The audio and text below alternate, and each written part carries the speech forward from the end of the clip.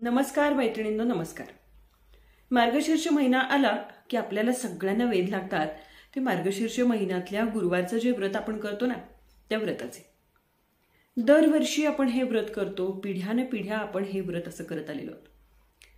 तर हे व्रत आपण कसं करतो हे थोडंसं पाहूया आणि अर्थात आपण पुढे वेगळ्या माहितीकडे जाणार आहोत.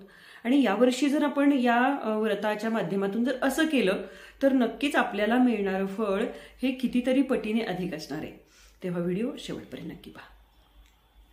आपण दर गुरुवारी नेहमीप्रमाणे शुचिर्भूत होऊन उपास तपास करतो. सकाळच्या वेळी आपण पाटावरती पूजा मांडतो. अनेक घरामध्ये संध्याकाळी मांडतात किंवा सकाळी सुद्धा पूजा मांडली तरी चालते. सकाळी आपण पाटावरती पूजा मांडतो, लक्ष्मीनारायणाच्या फोटोची पूजा करतो.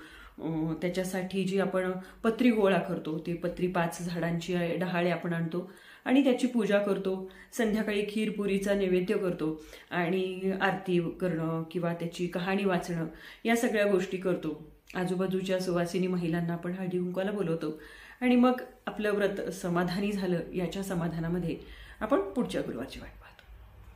खरं तर गुरुवार म्हणजे दत्तगुरूंचा वार, पण मार्गशीर्ष महिन्यातल्या गुरुवारचं हे वैशिष्ट्य आहे की मार्गशीर्ष महिन्यातल्या गुरुवारी आपण लक्ष्मीनारायणाची आराधना करतो.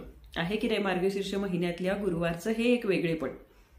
दुसरी गोष्ट म्हणजे मार्गशीर्ष महिना हा आध्यात्मिक दृष्टीनं किंवा धार्मिक दृष्टीनं अतिशय पवित्र असा मानला गेलाय. असंही मानलं जातं की सत्ययुगाची सुरुवात ही मार्गशीर्ष महिन्यातल्या गुरुवारपासून झालेली होती. त्यामुळं मार्गशीर्ष महिना धार्मिक दृष्टीनं अतिशय पवित्र समजला जातो आणि या दृष्टीनं कदाचित पिढीजात या सगळ्या रूढी परंपरा आपल्यापर्यंत चालत आलेल्या असतील. तर आता आपण जसे नवीन काळानुसार अनेक बदल स्वीकारले, बदलत्या काळानुसार आपल्या संस्कृतीशी मिळतं जुळतं राहत ती संस्कृती जोपासण्याचा सुद्धा प्रयत्न केला. तसंच एक पाऊल जर आपण सगळ्या आपल्या महिलांनी जर मार्गशीर्ष महिन्याचं व्रत करताना सुद्धा जर केलं तर, पहिली गोष्ट म्हणजे आपण आता बऱ्याच महिला या नोकरदार असतो. नोकरीनिमित्त बाहेर जाणं होतं. काही काही महिला तर घरातून 6 वाजता घरातून बाहेर पडतात, तर काही तर अगदी त्याच्याही पूर्वी. माझी भाऊजे तर म्हणते मला सकाळी 5:20ची ट्रेन पकडावी लागते.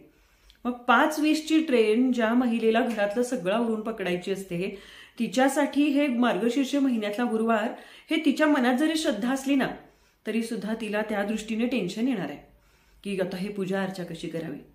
या मार्गशीर्ष महिन्यामध्ये आदल्या दिवशीच आपण बाजारातून वेगवेगळ्या प्रकारचे ढाळे विकत आणतो, वेगवेगळ्या प्रकारची फळं विकत आणतो.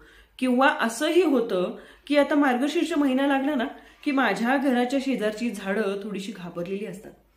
का तर शेजारच्या आजूबाजूचे काही महिला मी घरात नाही बघून अलगदपणे बागेत घुसतात आणि मी प्रेमानं लावलेली जी झाडं आहेत, आंबा, सीताफळ, रामफळ, चिक्कू, चाफा, फळझाडं, फुलझाडं जेवढी काही आहेत ना तेवढ्या सगळ्याची एक एक डहाळी तोडून नेतात. मग ही 1-2 महिला आहे का हो? अनेक महिला जेव्हा असं करून नेतात तेव्हा मला सांगा, मायेनं लावलेली ही जी झाडं आहेत त्यांना पाणी घालून मोठं केलेलं आहे, त्याच्या फांद्या आपण कचाकच समोरच्याची परवानगी न घेता, त्या झाडाचा विचार न करता जेव्हा आपण कचाकच तोडून नेतो आणि देवाची पूजा करतो तेव्हा ती पूजा सफल होईल का? त्या पूजेचं जे फळ आहे ते आपल्याला मिळेल का? त्यामुळे आपणही जर असं करत असाल तर कृपया इतरांच्या बागेतली पानं फुलं त्यांच्या परवानगी विना आणून किंवा गरजेपेक्षा उगाचच जास्त आणून अशा प्रकारे पूजा न करता, दारातली दुसऱ्याच्या दारातली फुलं चोरून आणून ती देवीला घालून पूजा करण्यापेक्षा या निमित्त आपणही एखादं झाड देवीच्या नावाने लावावं.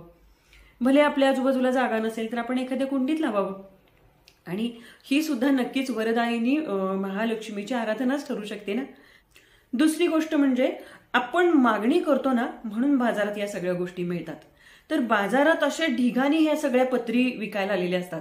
मग मला सांगा, कितीतरी झाडांची पानं, फळं, कच्ची फळं सुद्धा असतात. 5 फळं ना, ही घ्या 5 फळांची एक पिशवी कॅरी बॅग तयारच असते. त्यामधली फळं परिपक्व झालेली नसतात. मग निदान देवाला देताना तरी आपण परिपक्व झालेलं द्यावं ना. देवाला आपण मात्र सगळं व्यवस्थित मागतो. देवाने आपल्याला जर अपरिपक्व अशी कच्ची फळं दिली तर, कच्ची फळं म्हणजे आपली मुलं, देवानं ती जर आपल्याला कच्ची दिली तर आपण देवाला जसं देतो तसंच आपल्याला माघारी येतं. या न्यायाने आपण यावर्षी ठरवूया की मी माझ्या घरातली जी पूजा आहे ती पूजा करताना माझ्या दारातली फळं फुलं तोडून आणणार नाही, बाजारात मिळणारी कच्ची फळं आणून देवीला वाहणार नाही.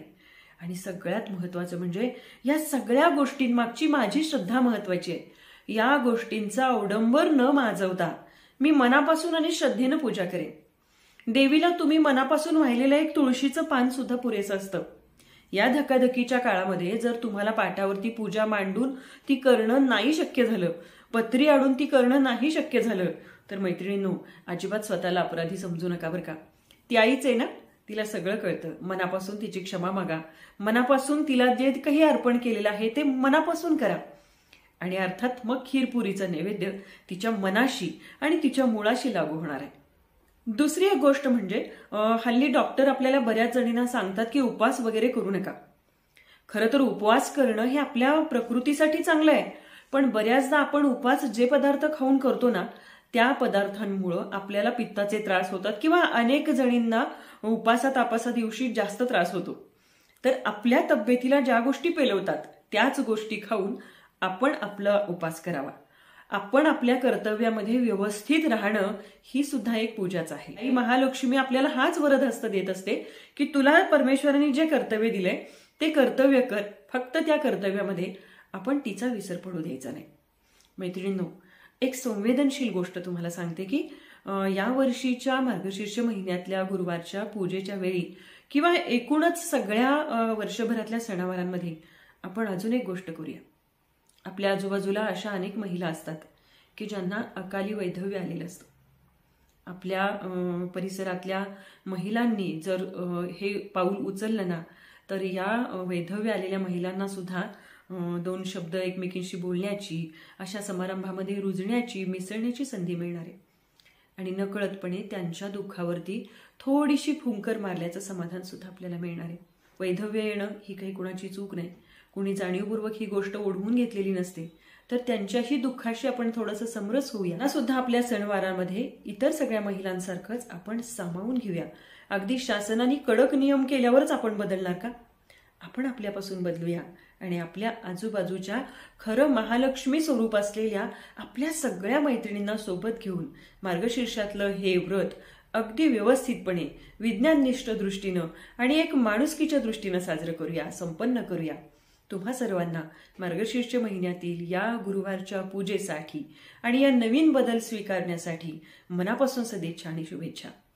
तुम्हाला या व्हिडिओतले विचार कसे वाटले मला कमेंट करून नक्की कळवा. भेटूया अशाच एका नवीन विषयाच्या नवीन व्हिडिओसह. तोपर्यंत नमस्कार.